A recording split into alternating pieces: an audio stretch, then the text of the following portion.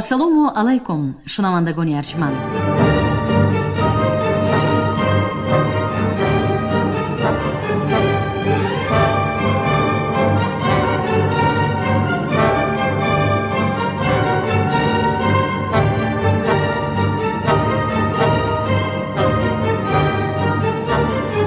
ба таваҷҷӯҳи шумо гуфтор аз силсилаи хониши адабӣ.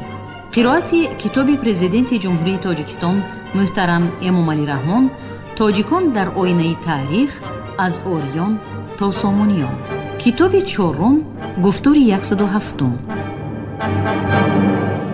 بر این منوال در آن شب و روز 10 طریقت و فرقه ها، امثاری سرخلمان، خرمدینان، راوندیان، بابکیه پدید آمدند که آرمانی حکمرانی عادلانه و رسیدنی پیشوای خیرخواه و خلق پرور را تشویق می نمودند. در همین میان یکی از بزرگترین آشوب‌های عالم اسلام سر زد که آن را یکی از سرلشکران صاحب تجربه و جنگ آزموده ابو مسلم مقنع سروری می کرد.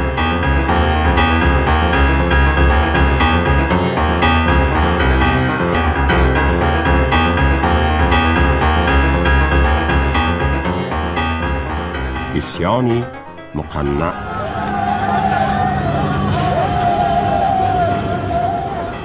از بس که درباره مقنع آنچه که تاریخی و تحقیقاتی استاد عینی و دیگر اثرها به تب رسیده است، ما سخن را کوتاه‌تر نموده می افزاییم که گرچند سال تولد مقنع نامعلوم مانده است، ولی او را همسال ابو مسلم شمردن رواست.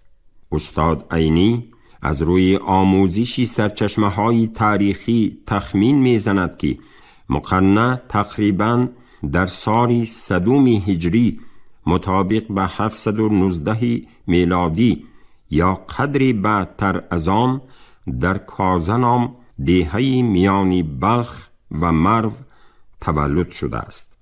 نام اصلی مقنع هاشم ابن حکیم بوده. به قول نرشخی پدرش حکیم نام سرهنگی بود از سرهنگان امیر خراسان. مطابق معلومات سرچشمه ها پدر مقنع مذهبی زردوشتی داشته، اصلا از تاجکان اهل بلخ بوده است. بعضی محققان نام پدری او را داوودیه ذکر کرده، از این نام طریقت زردوشتی داشتنش را تقویت بخشیدند. او در آغاز زندگیش مشغول کازوری یعنی شستگری بوده. بعدتر مطابق معلومات نرشخی علمهای زمان خود از جمله هنری افسونگری و چشمبندی را آموخته است. مقنع شخصی بغایت زیرک و داننده کتابی پیشینیان بوده. طریقت دینی زردشتی، تعلیمات مانی و مزدک و زبانهای پهلوی و سغدی را خوب می‌دانسته است و همچنین از تعامل اسلام، کتاب قرآن و حدیثهای پیامبر آگاه بوده است. مطابق معلومات نرشخی و طبری، مقنع یکی از سرهنگان با نفوذ ابو مسلم بوده. بعد مرگ او مدت دبیری والی و عامل خراسان عبدالجبار ابن عبدالرحمن را سالهای 757 759 بر عهده داشت. عبدالجبار ابن عبدالرحمن ناگواری اوضاع سیاسی و احوال اجتماعی مردم خراسان و ماوراء النهر را به نوبت گرفته، از خلافت مرکزی اصلاحات نظام مالیات و اندازستانی را درخواست نمود، ولی پیشنهاد او را نپذیرفتند. عبدالجبار ابن عبدالرحمن از مناسبت بی‌پروایانه خلیفه ابو جعفر منصور به احوال مسلمانان رنجیده، شاید با تأثیر مقنع و دیگر پیروان ابو مسلم نافرمانی ظاهر کرد و نظامی مستقلانه اداره ملک و اندازستانی را پیش گرفت. از احتمال دور نیست که مقنع نیز در همین دوره یعنی سال 758 به قیام عبدالجبار ابن عبدالرحمن همراه شده پیروانش را متحد ساخت و به خونخواهی آشکارای ابو مسلم برخاست.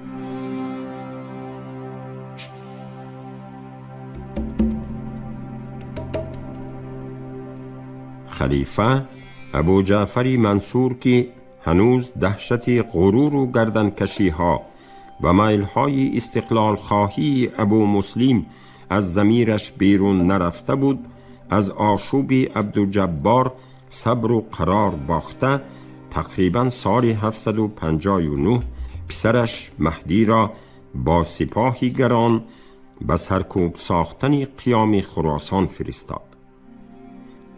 چندی نگذشته خود خلیفه نیز با دسته‌های سپاه امدادی از دنبال رسید و پدر و پسر آشوب را بیرحمانه پخش نمودند و سرور آن عبدالجبار ابن عبدالرحمن و چندی از همصفان او را به دار کشیدند. در این میان مقنع نیز از جانب دسته‌های تعقیبگری خلیفه ابو جعفر منصور دستگیر شد و در بغداد زندانی گشت. مقنع بعدی چندی از زندان رهایی یافته انیخترش فرار نموده به مرو بازگشت. موافق پنداری استاد عینی او برای به دست نیافتادن مجبور شد که برویش نقاب پوشد. دیرتر هنگام آشکار نمودن نبوت و افضلیت جویی دعوایی از همه پیامبران گذشته عملی نقاب پوشی برایش سازگار آمد و با نامی مقنع یعنی نقاب پوش در میان عربها شهرت یافت. به قول نرشخی او در مرو مردمان را گرد آورد و دعوای نبوت کرد و گفت دانید که من کیستم. مردمان گفتند تو هاشم ابن حکیمی. گفت غلط کرده اید، من خدای شمایم و خدای همه عالم، خاکش بردهان. و گفت من خود را به هر کدام نام خواهم خوانم. و گفت من آنم که خود را به صورت آدم به خلق نمودم و باز به صورت نوح و باز به صورت ابراهیم و باز به صورت موسی و باز به صورت عیسی و باز به صورت محمد مصطفی صلی الله علیه و آله و سلم و باز به صورت ابو مسلم و باز به این صورت که می بینید. مردمان گفتند دیگران دعوی پیغمبری کردند، تو دعوی خدایی می کنی؟ گفت ایشان نفسانی بودند، من روحانیم که اندر ایشان بودم و مرا این قدرت هست که خود را به هر صورت که خواهم بینمایم. و نامه ها نوشت به هر ولایتی و به داعیان خویش داد و اندر نامه چنین نوشت که بسم الله الرحمن الرحیم، من هاشم ابن حکیم، به من گروید و بدانید که پادشاهی مراست و جز من خدای دیگر نیست. هر کس که به من گرود بهشت او راست و هر کی نگرود دوزخ او راست. مطابق تحقیقات استاد عینی، مقنع در زندان بغداد تقریباً 3 سال خوابیده، بعد فرار نمودنش سال 767 به مرو بازگشته، سال 768 آمادگی را به آشوب پیش گرفته است. از روی معلومات نرشخی افزودن ممکن است که مقنع در مرو به عبدالله ابن عمرو نام عربی صاحب نفوذ نزدیک شده دختری او را به زنی می گیرد. عبدالله به طریقت مقنع گرویده از رود آمو عبور می کند و به شهرهای نخشب و نصف، کیش، شهری سبز آمده مردم را به دینی مقنع دعوت می کند و آنها را به آشوب ضد عباسیان تحریک می دهد. نخستین دهه‌ای که دینی مقنع را پذیرفتند و مردمش به آشوب خیستند سوبخ بود که حاکمی عربشان را کشته نشانی عصیان ظاهر کردند. دیرتر دهها روستا و شهرک‌های قلمروی سوخت و دهه‌های اطراف بخارا به دین مقنع در آمده کفر آشکار کردند و به غارت کاروانها، مال و اموال عربها و دارایی ثروتمندان پرداختند. مقنع به افزودن پیروانش در قلمروی سوخت اعتماد حاصل کرده سال 776 همراه 36 نفر سرکرده ها و سرهنگانش از دریای آمو گذشته در دهه نرشخ نزدیکی بخارا قرار گرفت. حاکم بخارا حسین ابن معاذ از عملهای گستاخانه و خودسریهای همسفان مقنع آگاه شده و مقابل آنها لشکری گرانی را سفربر نمود که اساساً از دسته عربها عبارت بودند.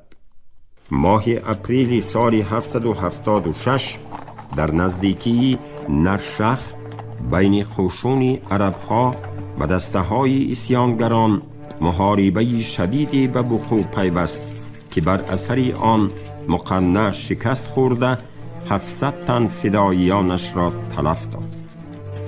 در این نبرد آشکارا که به دوره اولی آشوب راست می آید، پیروان مقنع جامه های سفید پوشیده در تاریخ با نام سفید جامگان شهرت یافتند. این عملی رمزی آشوبگران برخلاف جامه های سیاه و پرچم های سیاه دولت عباسیان بود که از ابو مسلم میراث برده بودند. گذشته از این، جامه سفید رمزی اعتقادی پیروان تعلیمات مقنع را افاده می کرد که به تناسخ ارواح باور داشتند و علیه برکنار ساختن خلافت عباسیان عهد بسته می خواستند قصاص ابو مسلم را ستانند. موافق نگارش نرشخی، مقنع بعد این شکست سفیر فرستاده عزم صلح بستن کرد و عهد نمود که خروج و تندروی و غارتگری ها را خاتمه می بخشد. با ایشان صلح کردند و صلحنامه نوشتند و شرط ها کردند که بیش راه نزنند و مسلمانان را نکشند و پراکنده شوند و دهه های خیش و امیر خیش را طاعت دارند و عهدهای خدای و رسول خدای استوار کردند. به همه اعیان شهر بران صلحنامه خطها نوشتند و چون مسلمانان بازگشتند، ایشان نیز از آن عهد بازگشتند و باز براه زدن مشغول شدند و مسلمانان را می کشتند و کشتهای سبزی سرکشیده را به حصاری نرشخ اندر می آوردند. خلیفه سیوم عباسیان مهدی که سال 775 بجای پدرش ابو جعفر منصور به مسند خلافت نشسته بود، از تندروی و آشوب پیروان مقنع خواطر شده از بغداد به نیشاپور آمد و به امیر خراسان فرمان داد که به یاری حاکم بخارا لشکر فرستد. به مقابل آشوبگران با سروری جبرائیل ابن یحیی که در عین حال وزیری دربار خلیفه بود، لشکری زیادی را سفربر می نماید. جبرائیل ابن یحیی حصار نرشخ و قلعه کوه سیام را محاصره نموده چندین بار هجوم‌های بی‌برار کرد. آشوبگران با شباخون‌های پی در پیشان در میان لشکری جبرائیل روح افتادگی را پدید آورده شماره زیادی سربازان را می کشتند. در این هنگام به امداد جبرائیل از بلخ قشون 7000 خلیفه رسیده محاربه های شدید را با آشوبگران قوت بخشید. جبرائیل تمام قشون، یراق و اسلحه و سپاهیانش را در اطراف نرشخ گرد آورده محاربه های تیز و تند را 4 ماه ادامه داد که این به آغاز دوره دوم آشوب مساعدت کرد.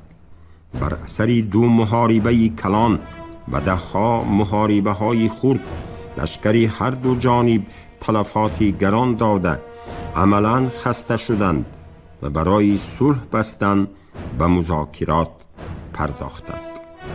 ولی هنگامی گفتگوزاری معاهده صلح، عرب‌ها یکی از راهبران پیشاهنگ آشوب را خیانتکارانه کشتند و امید داشتند که از میان بردن سرلشکری آشوبگران باعث شکست و پراکندگی آنها خواهد شد.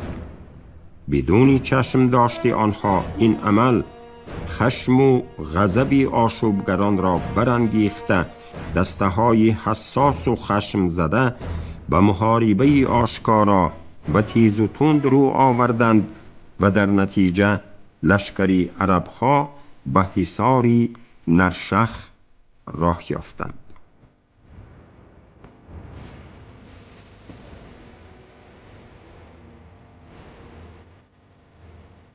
آتش آشوب مقنع از نرشخ و مضافات‌های اطراف بخارا بیرون رفته سراسر قلمرو سوخت را فرا گرفت و نیروهای تازه را در اطراف آشوبگران گرد آورد. همین طریق آشوب در تمام قلمرو بخارا، سمرقند و مرو وسعت یافت که پیشاهنگ این مبارزه ها مردم عوام، غلامان و مظلومان و هنرمندان و کاسبان بودند. این دایره وسیع خلق که از ظلم و اسارت دو طرفه یعنی استثمار عربها و اشرافان محلی به جان رسیده بودند به غارت مال و اموال و دارایی دهقانان و ثروتمندان سوخت دست دادند. خلیفه مهدی از اوج تازه گرفتن عصیان برآشفته قایم مقام خراسان را برکنار ساخت و به جای او معاذ ابن مسلم را سال 777 والی خراسان و ماوراء النهر قرار داد.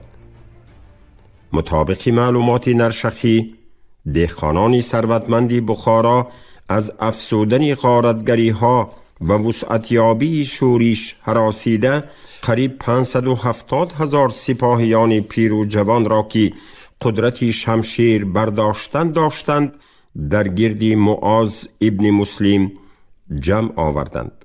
حتی شماره هنرمندان و سازندگان آلاتهای حربی به 3,000 می رسید که آنها دسته های عربها را با سلاح و جوشنها، حتی منجنیق و اراده های صد شکن تأمین می نمودند. همین طریق معاذ ابن مسلم سال 777 در میان مرو و بخارا قشون زیاد گرد آورده به مقابل آشوبگران که رو به سمرقند نهاده بودند روانه شد. شورشگران از سمرقند به استقبال قشون معاذ ابن مسلم برآمده در دشت نزد پیکند به او ضربه سختی زدند. مطابق معلومات تاریخ نگاران، نبرد میان آشوبگران و معاذ ابن مسلم 2 سال ادامه یافته بر اثر شباخونها و حمله های ناگهانی سفید جامگان پیروزی نصیب جانبداران مقنع می گشت.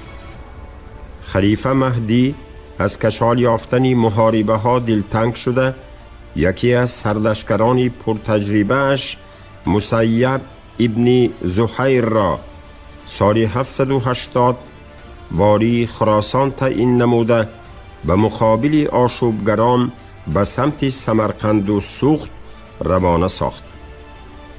مسیب ابن زحیر با لشکری تازه دمش به سوی بخارا حرکت نموده باقی مانده های دسته های جبرائیل و سپاه سرشمار معاذ ابن مسلم را متحد ساخت و به هر جبهه سرلشکران جنگ آزموده‌اش را وابسته کرد. مسیب ابن زهیر در مضافات بخارا سراول دسته سفید جامگان گردونکین را که از پیروان مقنع بوده بخارا را ضبط نموده بود با لشکری سرشمارش شکست داد. بعد مدتی او به سمت سمرقند حرکت نموده قلعه استوار آن را احاطه نمود و با یاری منجنیق و اراده ها دیوارهای قلعه را شکسته به داخل شهر حمله ور گشت.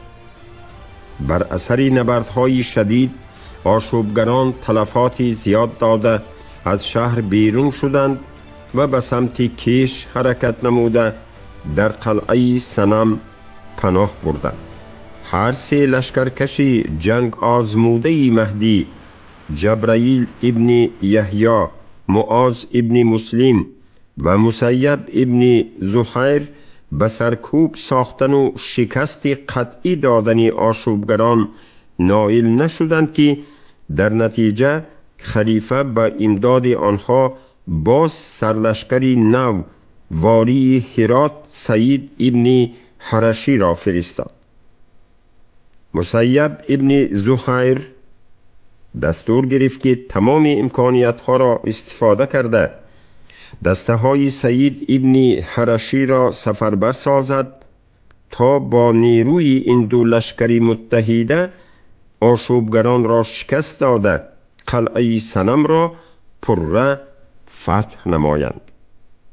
قلعه صنم دیواری دو قبته استوار داشت که در پس قبت یکم آن دسته های آشوبگران و محافظان قلعه، اندرون آن آبهای چشمسار، درختان و موادهای غذایی و باششگاه آشوبگران جایگیر شده بود.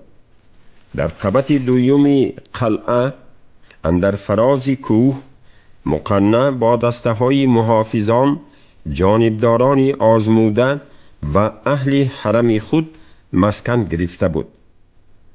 این دوره مبارزه های خیلی شدید و با پسین شورشی 14 ساله بود که عاقبت پس از زد و خوردهای چندین باره به ناکامی دچار شد.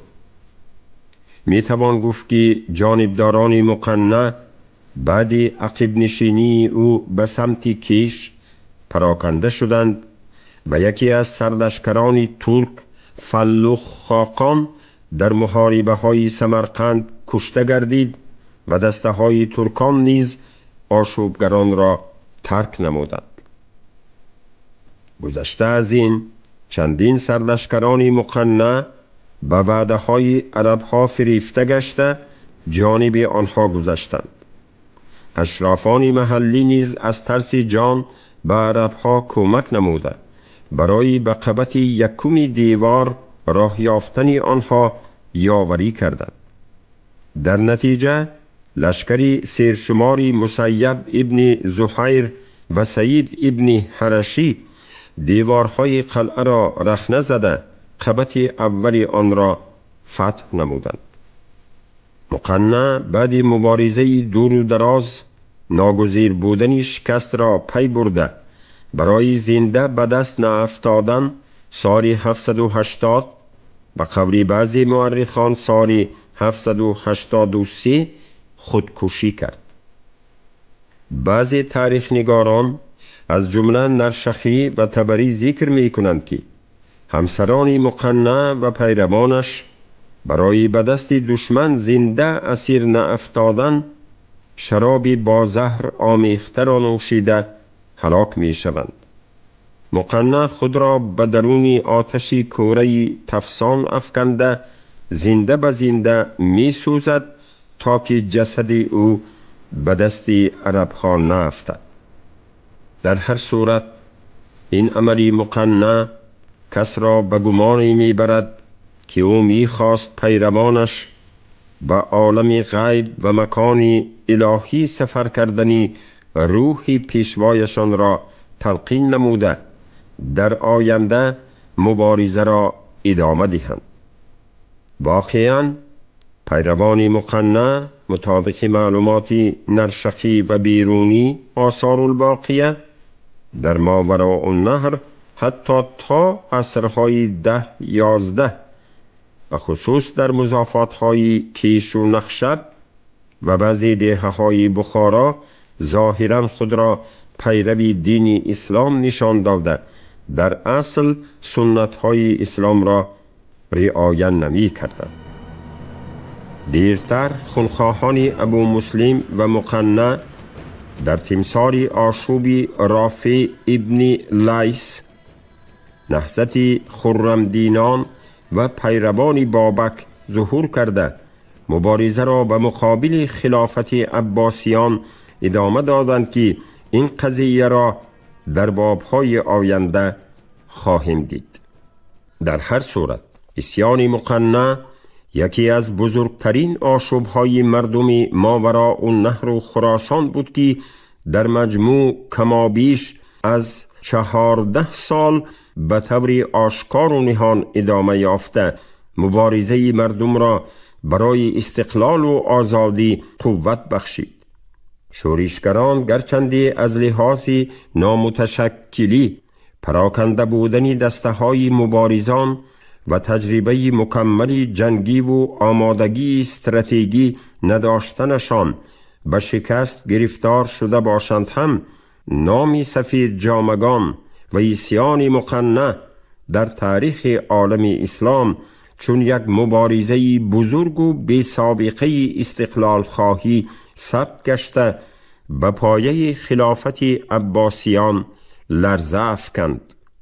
راه و روش استقلال خواهی ابو مسلم خراسانی در تمثال شورش مقنع و دیگر همسفانش ادامه یافته امیدی رسیدن به استقلالیت را در دل مردم ماوراء النهر و خراسان برجا می داشت و برای پیدایش دولت‌های مستقل ملی طاهریان، صفاریان و سامانیان زمینه استوار و با اعتماد آماده ساخته پای دیواری دولتداری آینده نیاگان ما را می نهادند.